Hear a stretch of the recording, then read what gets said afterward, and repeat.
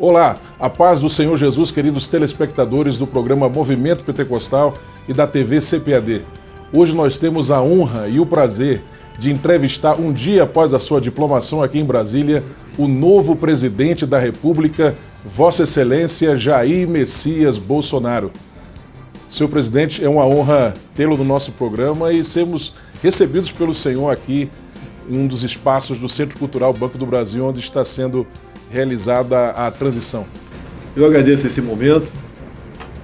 O Brasil se encontra numa tremenda crise ética, moral e econômica. Os desafios são muitos, em grande parte depende do parlamento brasileiro para nós buscarmos soluções, mas é um desafio. Nós não poderíamos, é o entendimento de grande parte dos que votaram em mim, é continuar com a esquerda no poder. Que o destino nós bem sabemos onde nós chegaríamos. Então é desafiador, mas eu acredito no povo brasileiro, sou cristão, acredito Amém. Em Deus e Ele nos ajudará a vencer a todos esses obstáculos, tenho certeza. Amém. E por falar de obstáculos, durante muito tempo se dizia no Brasil que para alguém ser eleito presidente era necessário ter um partido muito forte ou fazer alianças partidárias com partidos muito significativos, fortes, ter tempo de TV, fazer alguns acordos preliminares ali, negociando cargos e ministérios para garantir apoio durante a campanha, manter um discurso politicamente correto. E o senhor venceu essa eleição não só não fazendo nada disso, mas também superando essa campanha constante, negativa, explícita da maioria esmagadora da mídia, da maioria do mainstream midiático brasileiro contra o senhor. E mais ainda, além de vencer a eleição com 10 milhões de votos à frente do candidato do PT, o senhor também pegou o PSL, aquele partido pequeno, e transformou nessa potência política que hoje é e que tem tudo para ser o maior partido na Câmara nessas negociações entre legislatura, né? A que o senhor deve essa vitória surpreendente? Primeiro, parte da mídia continua fazendo o mesmo trabalho, né? Fixo numa matéria e a partir dali não tem negociação com eles. Mas sabia que isso ia continuar acontecendo.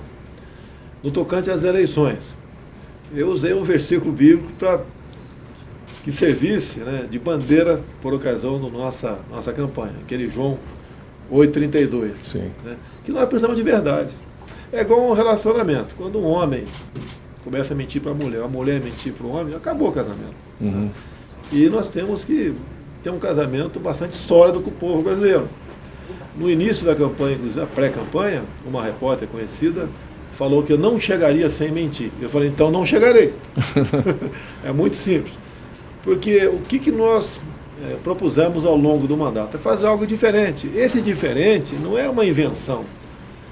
É algo que realmente fosse aplicado para o futuro governo, dar a devida satisfação que a sociedade precisa. É porque quem vai governar não vai ser eu. Eu vou ser apenas uma pessoa que vou estar no comando, como um maestro, né? E o pessoal ali tem que tocar aquela música. E a música é a verdade. E para eu poder atender, por exemplo, no ramo da ciência e tecnologia, eu não posso ter alguém com indicação política. Tem alguém que tem que ser formado, que tem um curso superior. No caso, o Marcos Pontes, que fez o ITA, é o nosso astronauta, é um elemento que estava na NASA até pouco tempo, é da inovação, da pesquisa, do desenvolvimento. Então é isso que nós precisava lá, para podermos sonharmos com patentes, com novos inventos, e temos tecnologia, que um país sem tecnologia está condenado a ser escravo dos que tem. E o nosso ministério foi formado dessa maneira. Alguns dizem que eu vou ter dificuldade para governar porque não negociei. Olha, eu posso não ter a fórmula do sucesso, mas sei qual é a do fracasso. É fazer exatamente o que os outros vinham fazendo até o momento. Acabaram as eleições, eles iam lá para um canto qualquer do palácio, lá do Grande do Torto, lá do Palácio do Governo, e repartir os ministérios, bem como bancos oficiais e estatais. E a resposta está aí, né? Ineficiência do Estado e corrupção. Então, propusemos fazer diferente. Concluímos agora a indicação dos 22 ministros, não pude ficar em 15, tive que fazer 22, e o Brasil está pronto para mudar o seu eixo a partir de janeiro. Agora, dependemos sim do Parlamento brasileiro. Eu peço que Deus ilumine os parlamentares e eles entendam que nós estamos no mesmo barco. Se eu fracassar, vai fracassar o Brasil, e quem voltará, eu acho que todos os políticos sabem qual partido voltará para estar à frente do destino do Brasil. E o destino será o pior possível, como nós tínhamos a sinalização dos últimos 13 anos. Presidente, logo que saiu a confirmação da sua vitória, no mesmo dia, o senhor fez uma live no Facebook em que o senhor tinha sobre a mesa, à sua direita, se não me falha a memória, a Constituição Federal, um exemplar de uma autobiografia do Winston Churchill, um dos maiores estadistas de todos os tempos, seguramente o maior estadista do século XX.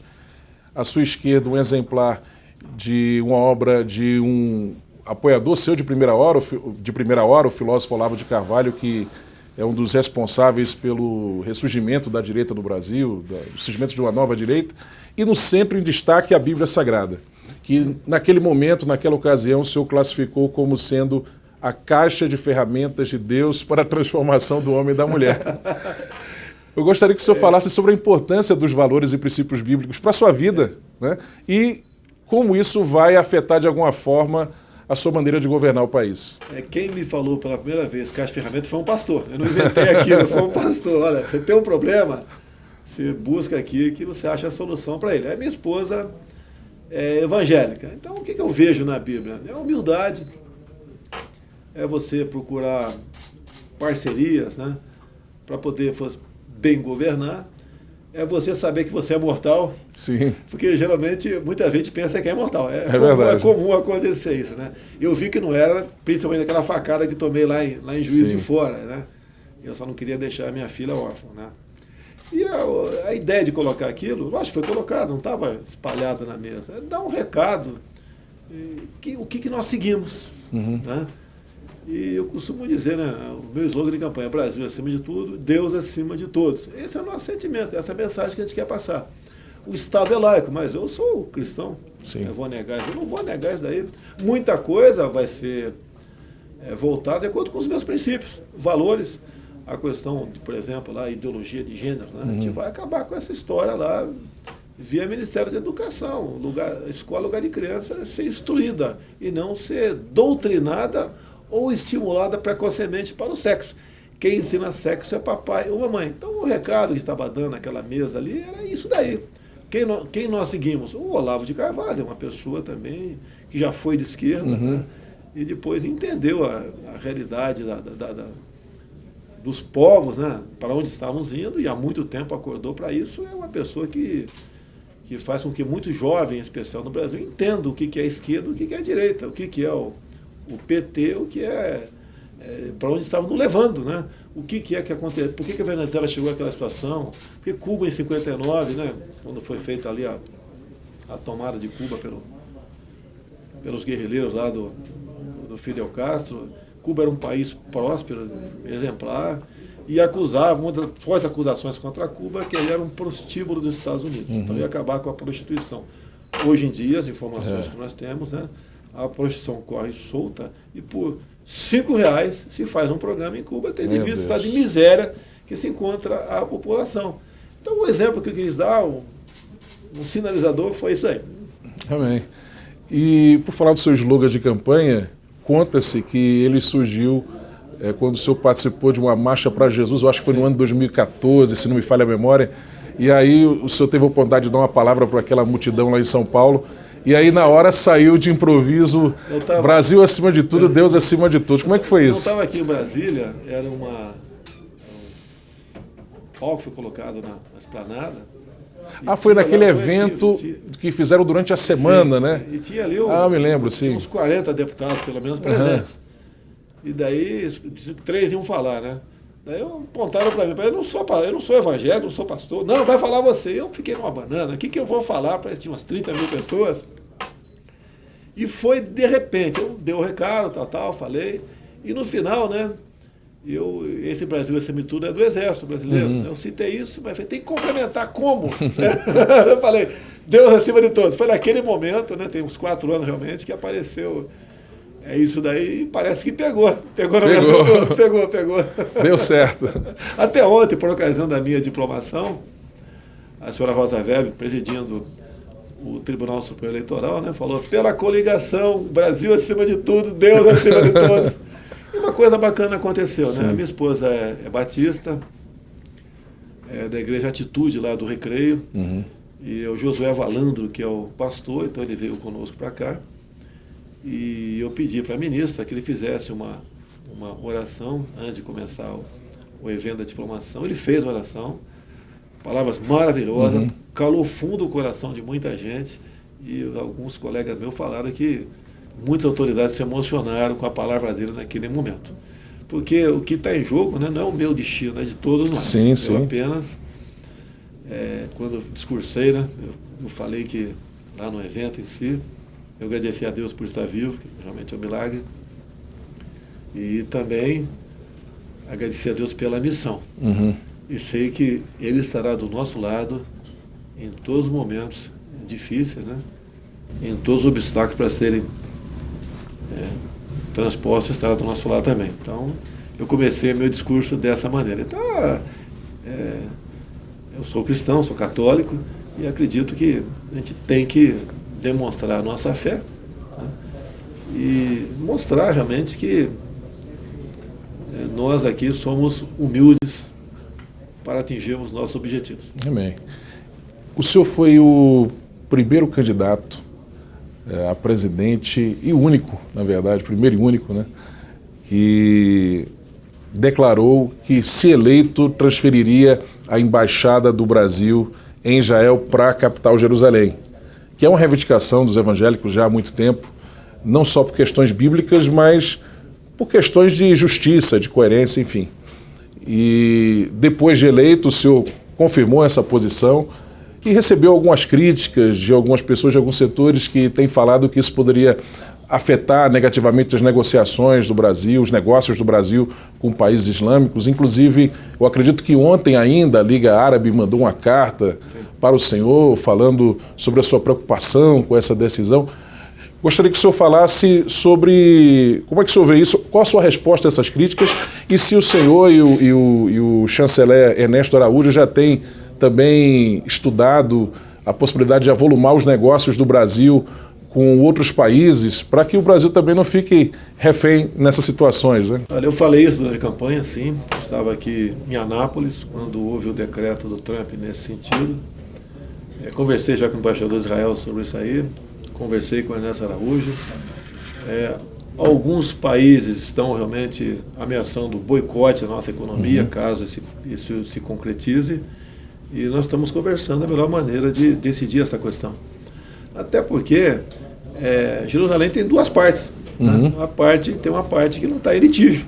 Sim. E o que eu tenho falado, quem decide onde vai ser a capital do seu país é o seu Estado, o seu país. É verdade. Sou eu. Vamos supor que o Brasil não tivesse negócio com Israel, vamos supor. Hoje em dia, a gente ia abrir a embaixada lá, abriria onde? Tel Aviv ou Israel? Essa é a mensagem que eu estou dando. E tenho dito, aqui no Brasil, temos todos os tipos de povos aqui dentro, vivemos perfeita harmonia. Tá? E eu não vejo nada demais essa mudança de capital. Não temos, por exemplo, nós não temos nada contra o povo palestino, temos contra o governo. Se é que eu posso falar governo, que não é um país. Tá?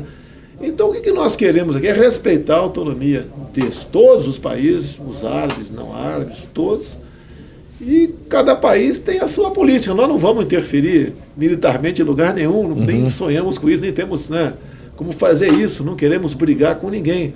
Agora, queremos respeitar a ideia de todos. Então, isso está sendo tratado para nós decidirmos da melhor maneira possível essa questão. O senhor sempre tem dito que sua esposa, que é evangélica, a Michele, e a sua filha Laura tem sido um grande apoio e inspiração para a sua vida. Gostaria que o senhor falasse sobre elas duas e também qual o papel que a primeira-dama vai ter em seu governo, qual a área em que ela vai trabalhar, como é que vai ser isso? Olha, eu tive 4 filhos homens. Há uma diferença enorme quando vê uma mulher. Porque filho homem, às vezes, você solta um palavrão, um cascudo, um pé do ouvido, né? Joga um futebol. Com a filha é diferente. Ela realmente amoleceu meu coração. Então, Não é porque é a última, não, né? A caçula. É porque é menina, é diferente. E ela está comigo em Brasília, estou muito feliz aí com a vinda dela. Quanto a Michelle, ela já tinha um trabalho desenvolvido, muito desenvolvido, agora em especial na igreja lá da Atitude. Quando ela na DVEC também tinha um trabalho nesse sentido, tratando com surdos. Né? E ela quer continuar nessa área. Agora está um acúmulo de pessoas portadores de necessidades especiais que querem o apoio dela. Agora ela não pode achar que pode resolver todos esses problemas, porque ela se tiver uma função não remunerada, não pode ter uma equipe do lado dela. E, então ela tem essa dificuldade, eu tenho conversado com ela, se ela quiser abraçar todas essas questões, ela não vai conseguir atender a todos. Então ela tem que ter uma função quase que de presidente, tá certo? Ligar diretamente com a Damares, que é a nossa ministra aí da família e da mulher, tá certo? Para ela colaborar junto com a Damares nessa questão. No meu entender, ela vai encerrar com a Damares, ela gosta muito da Damares, ela ficou muito feliz com a indicação dela para essa área, até pela sua história de vida, e acredito que ela vai nessa linha, buscar aí ajudar os que necessitam. Senhor presidente, uma pergunta agora um pouco mais íntima, mas se o senhor puder responder, com certeza vai ser algo enriquecedor. Quando o senhor sofreu aquele terrível atentado lá em Juiz de Fora, a nação brasileira, em especial a nação evangélica, orou intensamente pelo senhor. E o senhor é um homem de fé, um homem temente a Deus. E a gente gostaria de saber se, de repente, naqueles momentos difíceis em que o senhor estava lá hospitalizado, o senhor teve alguma experiência com Deus, o senhor sentiu a presença de Deus com o senhor lá, e se o senhor teve também a oportunidade de conversar com Deus sobre a sua vida e sobre essa missão que Deus está dando ao senhor, o futuro do Brasil. Olha, pelas mãos de homens e mulheres, né, eu fui salvo lá na Santa Casa de Juiz de Fora. 6 dias depois, eu fui submetido a uma nova cirurgia. E começou às 9 da noite e acabou às 5 da manhã. E os médicos foram unânimes, dizendo que foi um milagre eu estar vivo. Eu lembro do episódio em si, quando eu vi a pancada, parecia que tinha levado uma bolada, né? Estou peladeiro, uma bolada de salão no estômago. Eu acalmava a minha equipe. Não, só foi uma pancada superficial, e eu vi o corte na barriga. Só que o que acontece? A nossa cavidade abdominal, né, ela, como o próprio nome disse aqui, tem muitos espaços vazios, né? E a hemorragia toda era interna. E segundo os médicos, por 3 milímetros eu não tive, a facada não foi fatal. Foi um negócio inacreditável, não pegou estômago, não pegou fígado, entrou 20 centímetros e o cara bateu e rodou. Foi um profissional. Até 2014 ele estava filiado ao PSOL. No mesmo dia, alguém na Câmara tentou entrar com o nome dele. Ou seja, se ele consegue fugir do tumulto, o álibi perfeito estava em Brasília. Então lá, eu lembro que o pessoal botou no carro, no máximo 20 minutos, cheguei ao hospital, dei sorte. Tinha uma equipe lá que estava reunida para outro assunto, né, mas estava lá reunida. O médico tomou uma decisão de me cortar imediatamente, independente de outros exames, outros exames, né, preliminares. Ele botou tudo para fora, aqui tá, em Juiz de Fora, porque a facada rompeu em 3 locais no intestino fino e 1 no grosso. Eu tinha, meia hora eu tinha almoçado, tá? Então espalhou fezes e comida, alimentos por toda a cavidade abdominal. E uma infecção ali era 99% uma infecção. Graças a Deus não ocorreu. Amém. E ao falarem que foi um milagre, né? Eu lembro que cheguei na Santa Casa e vi quando começaram ali mexer na minha camisa, toquei, daí eu apaguei. Acordei no dia seguinte, entrando num avião UTI para São Paulo. E na minha frente tinha um cara na minha frente, né? Quase a minha idade, eu olhava para a cara dele, olhava para a minha cara. Né? Eu sabia que estava sendo transportado. Quem é esse cara? Né? E eu lembro que ele disse para mim, que perguntou, tá doendo? Ele disse que eu respondi não. Quer um analgésico? Ele disse que eu respondi sim. Então também da formação militar isso daí. E depois dessa segunda cirurgia, tá, logicamente, no meio do caminho, eu só pedi a Deus que minha filha não fosse órfã. E às vezes eu olho para a cara dela em casa e fico pensando ela sem a figura do pai dentro de casa. Então, obviamente, você tem uma experiência com Deus. Você não foge disso. Porque, afinal de contas, de onde nós viemos? De onde nós iremos? Okay? É verdade. E nossa perspectiva não é só terrena, tem algo que transcende, vai além disso, a gente tem que então isso aí é da nossa nisso. vida. Eu até costumo dizer, né, quando nós, todos aqui na Terra, entendemos que iremos para... Temos um destino eterno. O nosso destino aqui na Terra é o mesmo. Eu vou cheirar a mesma coisa que você. Tá certo? A gente muda o Brasil, Sim. a gente muda o mundo. Tá? E tem que perseguir esse objetivo. Muitos criticam a bancada evangélica aqui. Eu falo o seguinte, ó, pode ter seus defeitos, mas se botar numa balança, tem muito mais virtude. E eu tenho falado da bancada evangélica. Né? O senhor, aliás, foi um grande parceiro e amigo da bancada evangélica durante muito tempo. Eu sempre lutando pelos valores da família. Quando a questão do tal do kit gay, né? O Sim. nome pode ser até inapropriado, em 2010 descoberto, foi por mim, em novembro de 2010, e não houve uma reação imediata, porque tinha acabado as eleições, tá? Metade do parlamento não reeleito, outra metade cansada da eleição, e a partir de março do ano seguinte a bancada evangélica entrou nessa questão e foi mostrado para o Brasil todo qual era o plano do governo de momento desgastar ainda mais a família nessa questão, uma covardia, fazer com que a criancinha a partir de 6 anos de idade tivesse acesso a filmes pornográficos homoafetivos, certo? Cartazes e livros dizendo que a nossa vida é uma construção social. Não interessa se você nasceu com apêndice ou, né, com órgão genital feminino, não interessa. Você vai decidir se vai ser uma mulher no futuro. Isso é um absurdo, uma maneira de você esculhambar com a família. Quando você tem um problema, você procura teu pai, tua mãe, teu filho, teu irmão, teu avô. Quando você acaba com isso aí, você vai procurar o Estado, você já se transformou num militante. Que a gente vê por aí pessoas que você vê, o cara está curtindo férias assim, em Paris e está defendendo o socialismo. Então eu até não culpo o cara, porque ele teve a mente lavada naquele sentido. Foi doutrinado desde muito tempo. Doutrinado para aquilo, é militância, né? E eu tenho até pena, né? Nosso futuro ministro da Educação, o Vélez, né? Ele vai ter muitos problemas lá, porque tem que desaparelhar. E tem pessoas que, alguns são com má fé lá, outros que acham que estão fazendo a coisa certa agindo daquela maneira. Mas a gente acredita, é uma missão. Você pode ver a minha vida, eu perdi a liberdade de tomar água de coco na praia, de caminhar, ir lá na feira, lá perto de casa, até mesmo andar no condomínio, pode ter um sniper me esperando no canto qualquer. Mas a causa é justa. Eu tenho falado para quem acha que eu me meti numa fria. Olha, se fosse qualquer um dos outros dois, segundo ou terceiro colocado, como é que estaria a vida de todos nós? Que esperança nós teríamos no tocante a isso? Com essa aproximação deles enorme com a Venezuela, com Cuba, a vice do Haddad ligada com a Coreia do Norte, onde é que nós chegaríamos?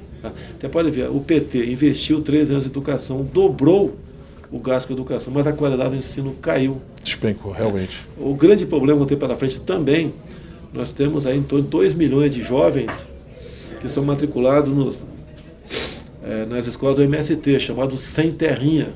Eles não cantam o hino nacional, cantam o Internacional Socialista. Não, elas têm uma bandeira verde e amarela, elas têm uma bandeira vermelha. E essa garotada é militante do futuro. Okay? Eu até digo, né?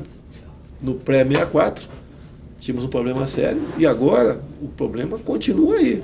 Esse pessoal todo está aí, aguardando um momento de fraquejo nosso, para vir com tudo para cima da gente. Mas acredito em Deus, vamos sair dessa. E espero, se Deus quiser, em 2022, dizer que nós mudamos, sim, começamos a mudar o Brasil. Amém. O senhor prometeu que, se eleito, iria trazer a tecnologia de irrigação lá do deserto de Israel para o Brasil. O senhor pretende fazer isso nos primeiros anos, primeiro, segundo ano? E que outras medidas o senhor tem para abençoar o Nordeste brasileiro? Eu tenho contato direto com o embaixador de Israel. Ele, inclusive, está doando 2 máquinas de fazer água, né? Tamanho de uma geladeira. Cada máquina faz 5 mil litros de água por dia. E é energia elétrica. Ele falou que o consumo é pequeno. Então você pode, essa tecnologia, tá?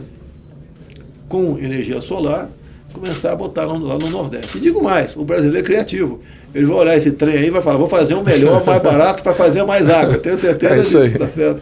Ninguém vai roubar a tecnologia do israelense, não. Então eu conheci um pouquinho da agricultura, da piscicultura do israelense, e eles querem realmente ser nossos parceiros aqui no Brasil, né? E acredito que nós temos também muito a oferecer a eles, e queremos tirar o nordestino da escravidão, daquele coronelismo lá do sertão, onde ele depende do carro-pipa, depende de uma cisterna, depende de alguém,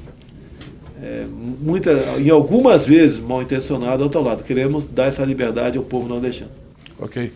Presidente, encerrando essa entrevista, gostaria que o senhor se dirigisse agora à nação evangélica, em especial aos assembleanos do Brasil que votaram em peso no senhor para presidente. Que palavra o senhor traz para todo esse povo que orou, inclusive, pelo senhor e continua orando pelo sucesso do seu governo? Eu agradeço a confiança de vocês, o apoio, as orações. Vocês acreditaram em mim e nossa proposta, nós temos um compromisso. E, se Deus quiser, honraremos esse compromisso. Tudo faremos para mudar a vida do cidadão brasileiro. Tenho Deus no coração, não é da boca para fora. Tá?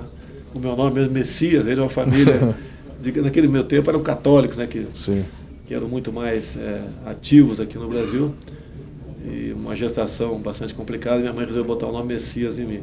Então nós queremos, sim, a todos, não é só apenas evangélico, a todos no Brasil, sim, tá? A oportunidade de cada um ganhar o seu pão com o suor do próprio corpo. Queremos jogar pesado na questão da insegurança do Brasil. Queremos fazer comércio com o mundo todo sem um viés ideológico, né? Queremos fazer com que tenhamos turismo de verdade no Brasil, que é a forma mais rápida de você arranjar emprego. Para isso você depende de infraestrutura e depende de segurança.